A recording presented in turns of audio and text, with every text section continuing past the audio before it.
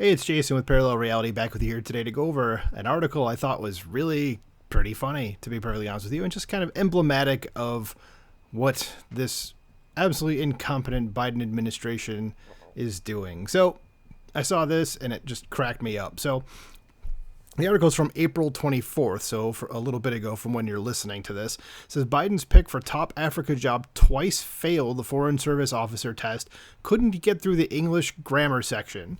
I am presuming that this woman here is who it is, that is American. I mean, her name is Stephanie Sanders Sullivan. I would imagine she's probably American, that can't do English really well, I guess. So it says Stephanie Sanders Sullivan would help lead U.S. efforts to combat China's influence in Africa if confirmed. Well, she's working for the Biden administration, so I somehow doubt that. But let's see what it says here and see how bad this person failed. Just another failure in the administration. It says President Joe Biden's pick to serve as ambassador to the African Union twice failed the Foreign Service officer test and said she struggled in particular with the English grammar section. In a July 2021 interview with Ghana's City TV, then United States Ambassador to Ghana, Stephanie Sanders Sullivan recounted her strange first attempt to complete the Foreign Service Officer test, a written exam required for most career diplomats.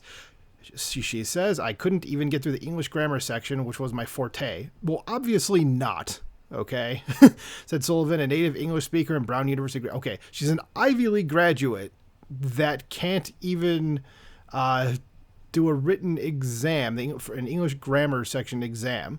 I mean, come on already. Says the diplomat who Biden nominated last November to serve as the chief envoy to the entire African continent said she bombed the test because she was on village time. I do not know what that means. Says though it's not clear what village time means. Well, thank you, Mr. Author of the article, because I don't either. Makes two of us. Says Sullivan says she left a third of the questions blank, leading her to fail the exam. Nevertheless, she persisted. Nice dig. This reminds me, back in college in my entrance exams, I had to take Spanish, or a Spanish quiz, okay? And the only time I had taken Spanish was my freshman year of high school. I took it in 7th grade, 8th grade, then freshman year of high school, and didn't have to take it after that.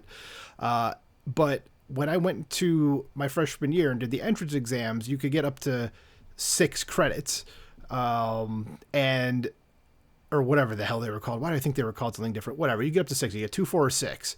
Okay. And I remember that I was reading stuff that I was like, I don't even know what the hell this means. I just don't know. And I joked that like I basically filled out my name and like just other random stuff that I'm sure was wrong. And I somehow got 4 of the 6 credits. I don't know how I pulled that off. If it was anything other than 0, I was going to be surprised. And so what I'm getting to is that apparently I know Spanish better than this woman, an Ivy League graduate, knows English. And she's from here and grew up here. Okay, that's sad. Okay, I'm going to continue on the article. It says, there's a little bit of that little engine that could. I think I can, Sullivan told the interviewer. So the next year I tried again and I also didn't pass. Okay, so that's a double flop for you. Great. Says the ambassador to the African Union has grown increasingly important as Washington attempts to strengthen ties with the continent as a bulwark against Chinese influence. The CCP's Belt and Road Initiative entices developing countries with the promise of infrastructure projects and low-interest loans, which often leave the nations in debt to Beijing. China's being assholes about it. Color me surprised. The senior American officials have visited an African nation 4 times in 2023 alone in an effort to shore up alliances on the continent. Vice President Kamala Harris recently concluded a high-profile African tour, so no wonder they're going to the Chinese. I wouldn't want to deal with her either.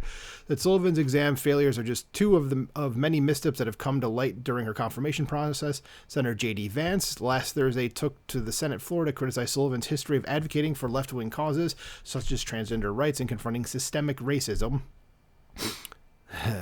Vance questioned whether Sullivan, whose diplomatic career includes stints as ambassador to the Republic of the Congo and deputy assistant secretary for African Affairs, is qualified for the post. I would say clearly not. She can't. I mean, she can speak the language, obviously. She can't write the language, and it's her native tongue. She's not qualified. The end. Move on to the next person. says a Senate source told the Washington Free Beacon other conservative lawmakers have reservations about her qualifications as well. I would imagine so. Vance's objections put Sullivan's nominations in peril and may force Democrats to put her up for a traditional floor vote, meaning she would need 60 votes and some Republican support.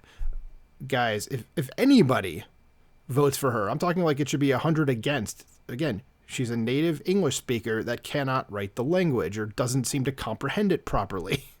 She's not qualified. It says, as ambassador to Ghana, Sullivan raised the pride flag at the American embassy and held a diplomatic mission pride event, despite the ever-present COVID-19 pandemic. During a virtual 4th of July celebration in 2020, Sullivan decried George Floyd's death and said, it falls to us, this generation, to recognize the pervasiveness of systemic racism. Okay, well, I'd like you to give me an actual example of where it is instead of just saying it's there. George Floyd didn't die because of systemic racism. He died because he overdosed on drugs. That's actually in the coroner's report. Go look it up. It said nothing to do with racism. It just so happens to be that George Floyd was black and the cop happened to be white. It's just one of those things. It happens. Okay, it had nothing to do with racism, so F off with that nonsense. So moves such as those, Vance charged, are part of a broader pattern by the White House of moralizing and lecturing countries that don't want anything to do with that. That's correct. Says Biden's 2024 budget proposal, for example, earmarks nearly $400 million to help advance inclusive and responsible technology development for the LGBT community in Africa. And I don't think I've seen an African country that is tolerant of the LGBTQ community. Okay, so we're essentially trying to force our values onto people that don't want that. Okay, I mean it feels like bribery to me in a way. And I mean I don't want anybody to force their values on me just individually. I don't think an entire country or a continent's going to want another country to be like, well, we're going to give you this money, but you have to do this. You have to, promote this thing that you really, really, really don't want to have. Anyway, if you're in Ghana, what do you want? A lecture from a woke white woman in America, or do you want someone to help you build hospitals, roads, and bridges? It's an easy answer, Vance said. He's 100% correct. I would definitely want someone to help build hospitals, roads, and bridges. No wonder China is making inroads there, is because we're just offering them we're offering them being Africa ideology, and China's actually offering them concrete things they can actually use. It says the State Department defended Sullivan's nomination on Thursday and said her past activism is consistent with the Biden administration's broader foreign policy goals. There's a lot of areas as it relates to Africa where there's immense potential for cooperation, whether it be addressing climate change, deepening economic and trade ties, the spokesman said. Okay, so this woman's not qualified. She shouldn't be doing this job. She doesn't know the language or doesn't know how it works, especially being an Ivy League graduate.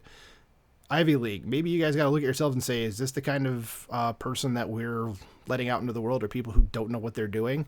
And again, it seems like she was nominated not because she knew what she was doing, but because of her activism. Okay, which isn't a reason to hire somebody for the most part. Okay. Anyway, let me know what you think about more abject stupidity coming from this wonderful presidential administration in the comments below. Like, share, subscribe, and I'll talk to you soon. Bye.